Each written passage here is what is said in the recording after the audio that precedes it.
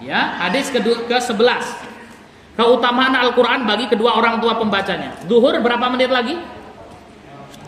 Lewat 5 ya, insyaallah. 2 hadis lagi.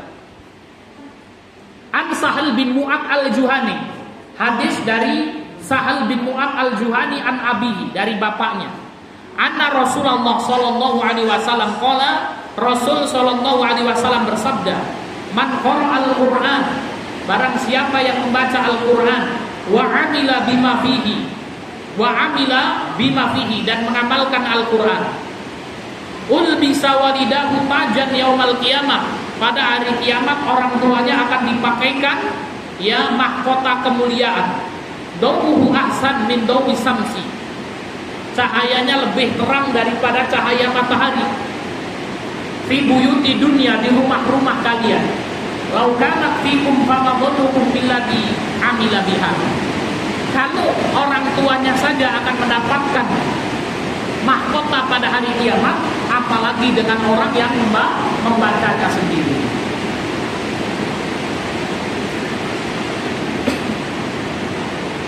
Ini ada yang mensahihkan hadis ini, namun juga ada yang mendhaifkan. Faidah, manfaat membaca Al-Quran bukan hanya didapat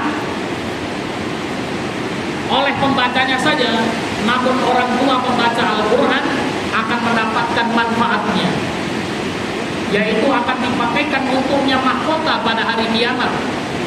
Mahkota yang didapatkan oleh orang tua yang anaknya membaca dan mengamalkan Al-Quran memiliki sinar yang lebih terang dari sinar matahari yang ada di dunia ini. Maksud dari membaca Al-Quran dalam hadis ini adalah orang yang membaca Al-Quran dan mengamalkan isi kandungannya. Mungkin pintu-pintunya bisa ditutup supaya suaranya ya tidak terlalu bisik. Ya. Baik. Ustaz dan ustazah yang dimuliakan Allah Subhanahu wa taala, hadis ke-11 ini menjelaskan kepada kita bahwasanya apa?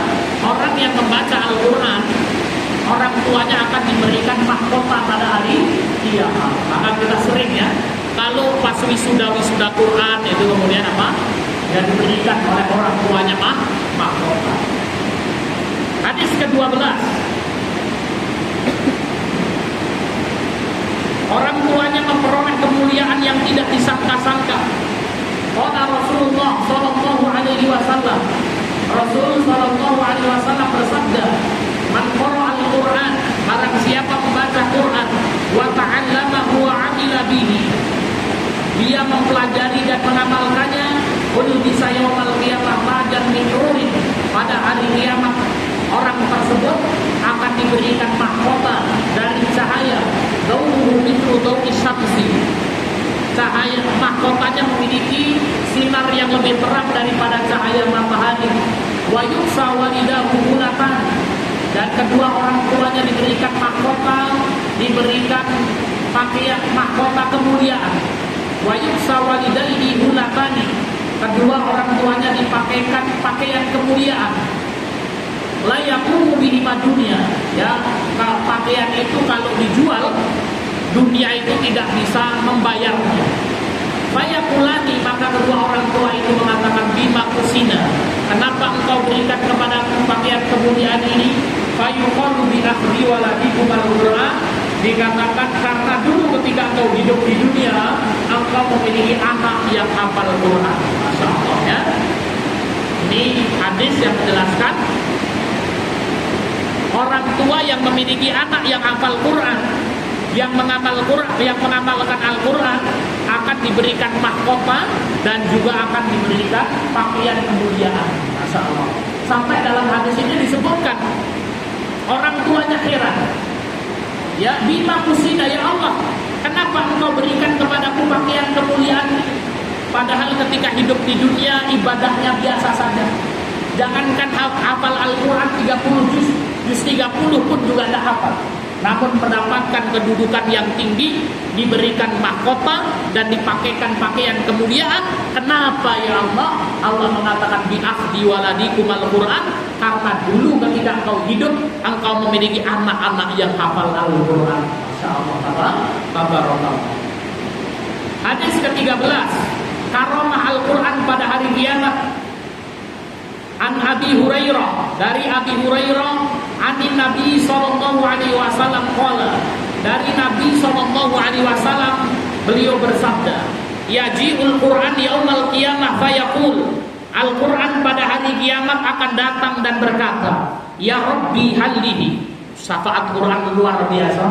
Jadi Quran yang kita baca ini kelak pada hari kiamat akan datang dan bisa ngomong Quran sama Allah, ya Rabbi hallihi, ya Allah berikan orang yang membacaku ini dengan mahkota pada hari kiamat. Fayul basupajal karomah, orang tersebut apa? Diberikan mahkota oleh Allah Subhanahu wa taala. Tsumma yaqulu ya Rabbi zidhu. Quran mengatakan masih kurang ya Allah. Quran mengatakan apa? Masih kurang ya Allah. Ya. Kemudian apa? Fayul basuhulatal karomah, maka orang tersebut diberikan pakaian kemuliaan. Yaqulu ya Rabbi irdi anhu. Ya Allah masih kurang ya Allah. Maka kemudian apa? Quran mengatakan ya Allah ridhoilah dia. Fayurdu anhu. Orang tersebut diridhoi oleh Allah. Ya, kemudian apa? Fayuqalu, dan dikatakan ikra wartaqa atau ikra warqa wa tuzadu bi kulli ayatin hasanatan. Baca Quran yang kau hafal itu dan naiklah ke surga yang paling tinggi. Karena apa? Setiap ayat yang kau baca itu menaikkan derajatmu di surga kelak. Ustaz dan ustazah yang dimuliakan Allah Subhanahu wa taala, ini adalah ya hadis hasan yang diriwayatkan oleh Imam At-Tirmidzi. Ini menunjukkan syafaat Quran yang sangat luar biasa. Jadi Al-Quran itu apa? Akan memberikan syafaat kepada kita, ya. Baik ketika di dunia, dengan Allah jamin rizki para penghafal Quran, para ahlul Quran. Yang kedua, ketika seorang sakaratul maut, Quran datang memberikan syafaat. Maka disebutkan dalam riwayat yang sahih, ketika ada seorang hendak meninggal dunia, ya malaikat maut hendak mencabut dari arah atasnya, maka Quran datang. Jangan engkau sakiti ya orang yang suka membacaku. Mau datang dari bawah ditolak oleh Quran dari samping kanan, samping kiri, sampai kemudian malaikat maut itu izin. Sesungguhnya orang ini jatah waktunya sudah habis.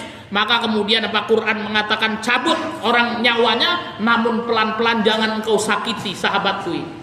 Dicabut nyawanya dengan pelan-pelan. Ketika masuk ke dalam alam barzah, Quran akan datang memberikan syafaat, menemani orang tersebut. Ketika hari kebangkitan, Al-Quran akan menemaninya. Ketika di padang mahsyar tadi, Al-Quran memberikan syafaat. Sampai masuk surga, Quran masih memberikan syafaat.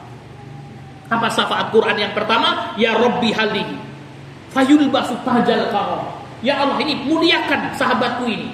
Maka diberikan mahkota kemuliaan. Setelah diberikan mahkota kemuliaan, Quran mengatakan ya Rabbi zidhu, masih kurang ya Allah. Fayul basuhulatal karomah, diberikan orang tersebut pakaian kemuliaan. Kemudian Quran ngomong lagi ya Allah irdi anhu, ridhoi orang tersebut. Fayurdu anhu, diberikan ridho oleh Allah Subhanahu wa taala. Masih kurang ya Allah, sampai Allah ngomong sudah ikra warqa warattil kama kunta turatilu fid dunya fa inna manzilataka inda akhiri ayatin taqra'uha. Kalau sepertinya sudah baca hafalanmu itu, kemudian apa? Sesungguhnya kedudukanmu di surga itu berdasarkan akhir ayat yang engkau baca itu. Luar biasa. Ya, keutamaan Al-Quran yang sangat luar biasa. Masihkah kita tidak bersungguh-sungguh untuk kemudian apa? Ya, memperjuangkan Al-Quranul Karim? Ya. Masihkah kita tidak semangat menjadi guru Al-Quran? Bersyukurnya kita kepada Allah Subhanahu wa taala ketika Allah menakdirkan kita untuk menjadi pejuang-pejuang Al-Quran. Quran yang akan menjadi sahabat kita sampai hari kiamat nanti. Hadis ke-14, pahala membaca Al-Quran dengan tartil. An Abdullah ibni Amr, dari Abdullah bin Amr radhiyallahu anhuma, anin Nabi sallallahu alaihi wasallam, dari Nabi sallallahu alaihi wasallam. Qala yuqalu li sahibil Quran, masyaallah, akan dikatakan kepada sahibul Quran, pemilik Al-Quran, ikra wartaqi, baca dan naiklah, waratil kama kunta turatilu fid dunya, baca Quran dengan tartil sebagaimana engkau membacanya dengan tartil di dunia. Fa inna manzilataka inda akhiri ayatin taqra'uha, Karena sesungguhnya kedudukanmu di surga itu berdasarkan akhir ayat yang kau baca itu. Masya Allah. Sehingga Ibunda Aisyah radhiyallahu anha mengatakan apa? Sesungguhnya tingkatan-tingkatan surga itu berdasarkan ayat-ayat yang ada pada Quran. Dalilnya ini. Ya, jadi ketika nanti semuanya masuk surga, ya udah, orang yang masuk surga biasanya beda dengan ahlul Quran, dipanggil lagi sama Allah. Itu istimewanya para ahlul Quran itu. Ya, pada hari kiamat orang-orang kalau sudah kemudian apa? Timbangan amalannya itu lebih banyak, dia dimasukkan ke dalam surga, ya sudah masuk surga begitu saja. Berdasarkan ya amalannya masing-masing. Namun beda dengan ahlul Quran. Ahlul Quran itu ketika sudah masuk surga dipanggil lagi sama Allah Subhanahu wa taala. Ya, kayak kita misalnya ada undangan gitu ya. Undangan acara di hotel ini gitu ya. Ya sudah masuk ke hotel itu. Atau kalau kita ada acara misalnya, setiap acara itu ada kelas VIP kan gitu ya. Ada kelas yang umum, ada kelas VIP. Kita dapat undangan ya di suatu acara, ya sudah masuk ke tempat acara gitu. Oh, namun ada beberapa orang dipanggil. Ustadz Harun ya. Ustadz Aris, sini, antum masuk ke ruang VIP ini, kan, ya? Nah, itu kekhususan. Jadi ahlul Quran pada hari kiamat kelak seperti itu.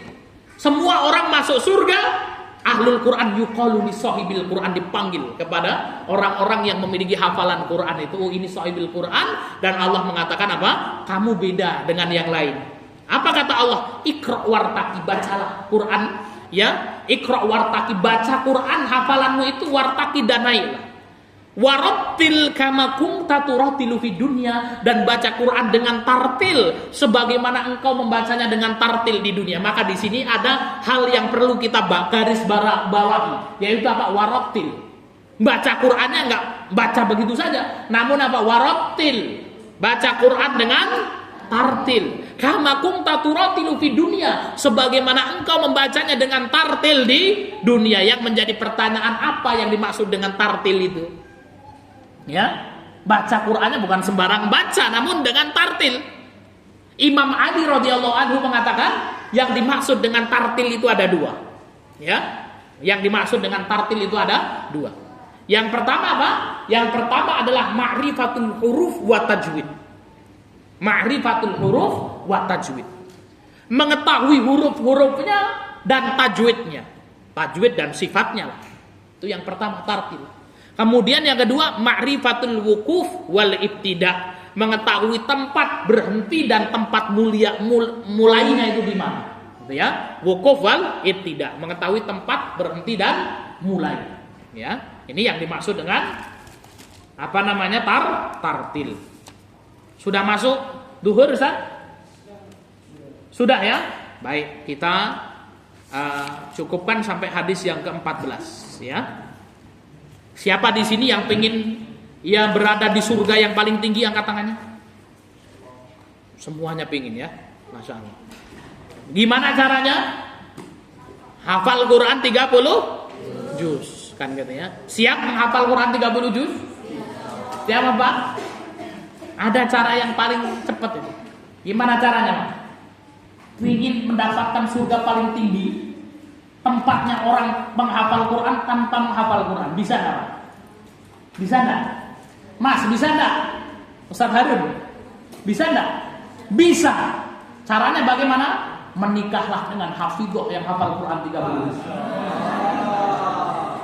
Suaminya dipanggil sama Allah Subhanahu wa taala, Iqra wartaqi. Juz 30 salah-salah.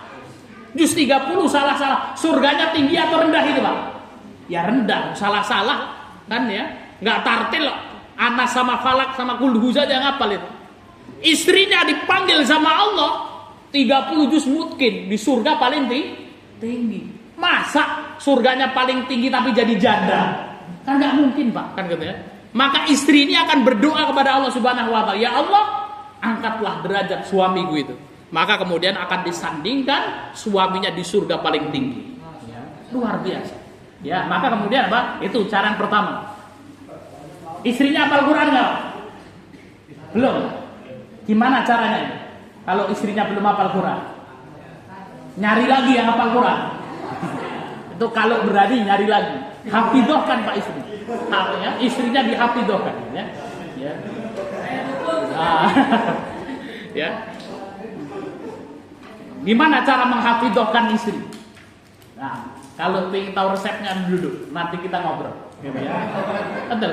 Istri saya lulusan dari Al-Ansor situ. Ya masuk, ya menikah, anak saya umur 40 hari.